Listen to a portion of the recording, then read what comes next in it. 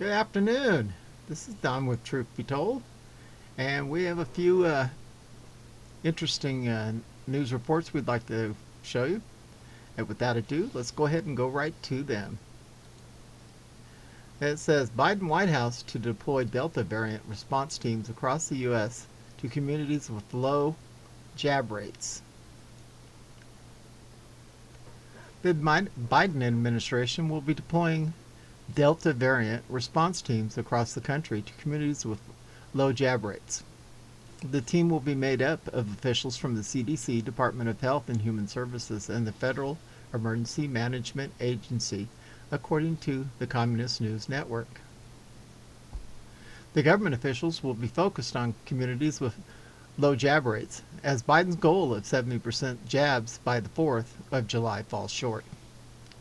As of this week, only 47.2% of Americans are fully jabbed. CNN reported.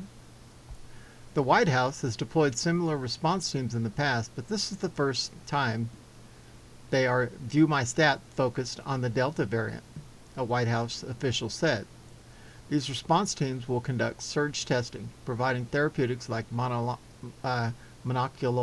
antibodies, and deploy federal personnel to areas that need support staff for jabs. The White House jab team is spearheading this effort, and officials expect the teams will help with everything from boosting testing, providing supplies, and potentially increasing paid media efforts targeting regions where jabs are low. While these response teams are being sent to prop up communities, officials believe jabs are the number one way to stop the spread and recognize there could be a limit to their efforts. Yeah, DNA manipulation. Most U.S. adults who plan to get the jab against COVID have already done so, according to a Kaiser Family Foundation report released this week. Republican Senator Rand Paul pushed back on fearmongers using the Delta variant as a pretext to reimpose mask mandates and lockdowns. I agree. I don't know about you, but they can't pay me enough. There's nobody on this planet that can make me take the jab. And that's my own personal opinion, and that's what I think about it. Stacey Abrams now owns 2 homes in Georgia worth $1.4 million, despite having been in massive debt after a failed 2018 gubernatorial run. Ugh. Failed Georgia governor candidate Stacey Abrams now owns 2 homes in Georgia worth over $1.4 million, despite being in hundreds of thousands of dollars in debt a couple years ago. Recall in 2018, Stacey Abrams owned the IRS $54,000 and had more than $400,000 consumer debt total liabilities owned. Now she owns 2 homes and her $54,000 IRS debt has been settled. Abrams defended her financial problems in 2018 and said her debt should not disqualify her for governor of Georgia. Abrams, who earned a Juris Doctorate degree from Yale Law School, blamed her debt on racism, despite making $95,000 a year at her first law firm.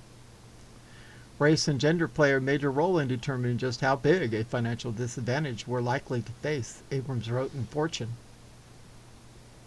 Whatever. And just like that, Abrams went from being hundreds of thousands of dollars in debt to owning $1.4 million in real estate and profiting from local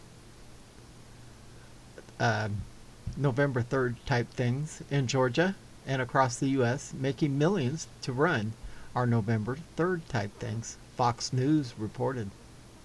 Since her electoral failure, though, Abrams has made a series of property purchases in DeKalb County that have been scrubbed from the county's tax assessor website, according to the records obtained by Fox News. I wonder if it means she doesn't have to pay taxes. Most county tax assessors in the state of Georgia, such as Abrams' DeKalb County, have a searchable database for property information, but individuals can request to have their information taken offline.